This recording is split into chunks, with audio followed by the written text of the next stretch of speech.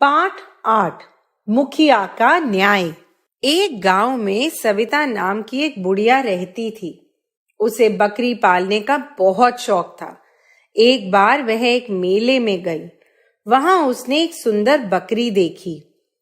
वह उसे मुंह मांगे दाम देकर खरीद लाई। कुछ समय बाद अचानक एक रात उसकी बकरी गायब हो गई। उसने गांव का कोना कोना छान मारा, मगर उसकी बकरी नहीं मिल पाई।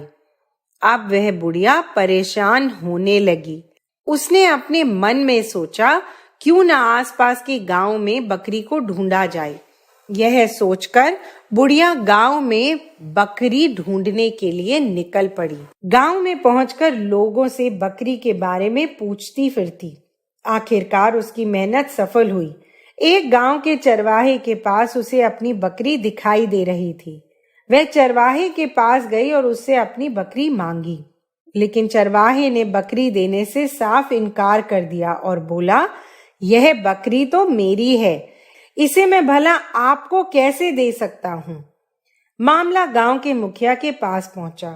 मुखिया ने कहा, बैठो, अभी न्याय हो जाता है।